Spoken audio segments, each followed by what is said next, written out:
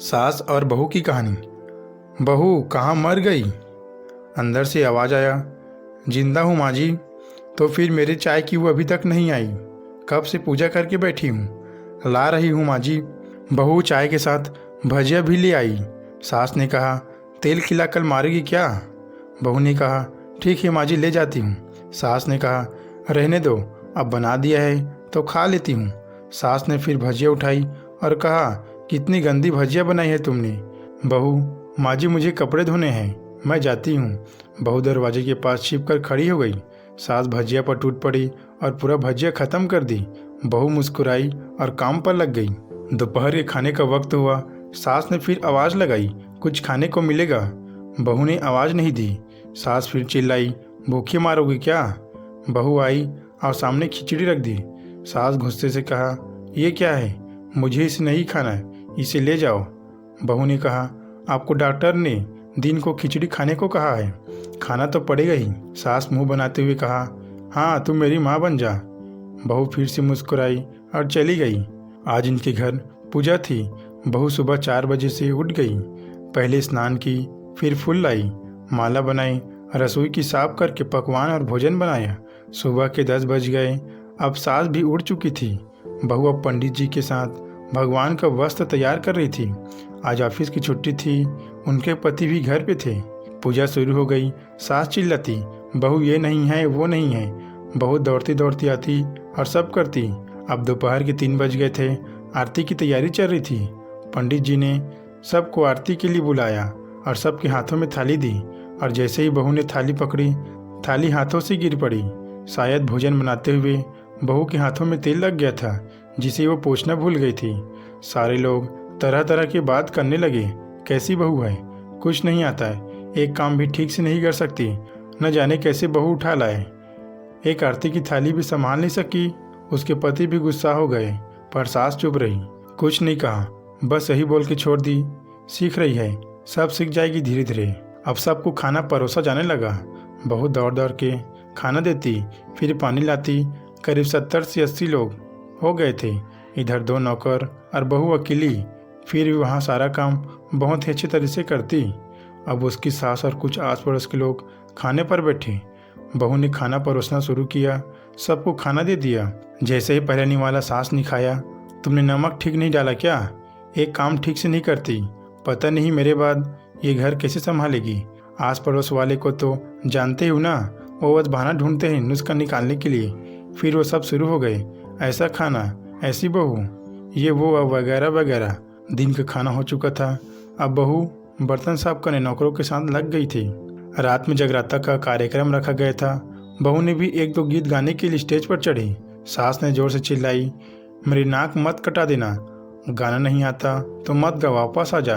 बहू मुस्कुराई और गाने लगी। सबने उसके गाने की तारीफ की, पर सास मुंह फुलाते हुए बोली, इससे अच्छा तो मैं गाती थी जवानी में, तुझे तो कुछ नहीं आता। बहू मुस्कुराई और चली गई। अब रात तक खाना खिलाया जा रहा था। उसके पति की ऑफिस के दोस्त साइड में ही ड्रिंक करने लगे।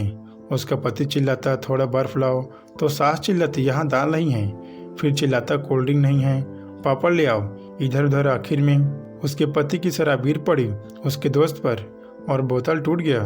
पति गुस्से में 2 झापड़ अपनी पत्नी को लगाते हुए कहा, जाहिल कहीं की, देख कर नहीं कर सकती, तुझे इतना भी काम नहीं आता। सारे लोग देखने लगे। उसकी पत्नी रोते हुए कमरे की तरफ दौड़ पड़ी। फिर उसके दोस्त ने कहा, क्या यार, पूरा मूड खराब कर दिया, यहाँ नहीं बुलाया होता ना, हम कहीं और पार्टी कर लेते। कैसी अनपढ़ गंवार बीबी ला रखी है, उसे तो मेहमानों की इज्जत और काम करना तक नहीं आता। तुमने तो हमारी बेइज्जती कर दी। अब आस पड़ोस की औरतों को और बहाना मिल गया। वो कहने लगी, देखो क्या कर दी तुम्हारी बहू ने, कोई काम की नहीं है। मैं तो कहती हूँ अपनी बेटी की दूसरी शादी करा दो, छुटकारा पाओ इस गंवार से। सास उठी और अपने बेटे के पास जाकर उसे थप्पड़ मारा और कहा, अरे नालायक, तुमने मेरी बहू को मारा, तेरी हिम्मत कैसी हुई, तेरी टांग तोड़ दूंगी। उसके बेटे के दोस्त कुछ कहने वाले थे कि उसकी माँ ने घूरते हुए कहा, चुप, बिल्कुल चुप, यहाँ दारू पीने आए हो, जो कि पता है आज पूजा है और तुम्हें पार्टी करनी है। कैसे संस्कार दिए तुम्हें तुम्हारे माता पिता ने, और किसने मेरी बहू को जाहिल बोला? जरा इधर आओ, चप्पल से मारूंगी अगर मेरी बहू को किसी ने शब्द भी कहा तो।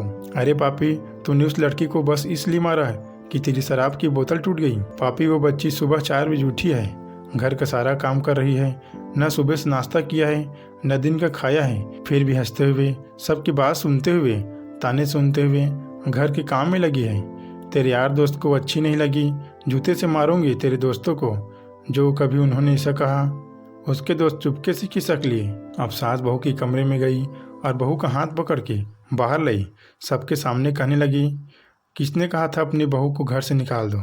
दूसरी बहू ले आओ, जरा सामने आओ। कोई सामने नहीं आया। फिर सास ने कहा, तुम जानते भी क्या हो इस लड़की के बारे में? ये मेरी माँ भी है, बेटी भी है। माँ इसलिए मुझे गलत काम करने पर डांटती है और बेटी इसलिए कभी कभी मेरे दिल की भावना समझ जाती है। मेरी दिन रात सेवा करती है, मेरे 1000 ताने सुनती है, पर एक शब्द भी गलत नहीं कहती है, न सामने न पीछे। और तुम कहती हो दूसरी बहू ले आओ। याद है ना छुटकी की दादी, अपनी बहू की करतूत? सास ने गुस्से में पड़ोस की महिला को कहा, अभी पिछले ही हफ्ते तुम्हें मियाँ बीवी भूखे छोड़कर घूमने चले गए। मेरी इसी बहू ने 7 दिनों तक तुम्हारे घर पर खाना पानी, यहाँ तक कि तुम्हारे पैर दबाने जाती थी। तुम इसे जाहिल बोलती हो? जाहिल तो तुम सब हो, जो कोयले और हीरे में फ़र्क नहीं जानते।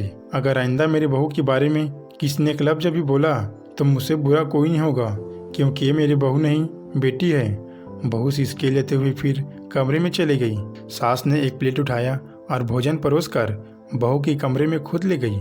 सास को भोजन लाते देख बहू ने कहा, अरे माँ जी, अब क्या कर रही हो? मैं खुद ले आती। सास ने प्यार से ताना मारते हुए कहा, डर मत, इसमें जहर नहीं है, मार नहीं डालूंगी तुझे। तुझे नई सास चाहिए होगी, पर मुझे अभी भी तू ही मेरी घर की बहू चाहिए। बहू ने अपनी सास को रोते हुए गले लगा लिया। सास ने भी रो दी पहली बार और कहा, चल खाना खा ले। फिर मजाक करते हुए कहा, फिर मेरे पैर दबाने चले आना, और ये ख्याल मन में मत लाना कि सास पैर बोलती है। किसी दिन मैं इसका गला दबा दूंगी, क्योंकि कभी भी मैं भी यही सोचती थी।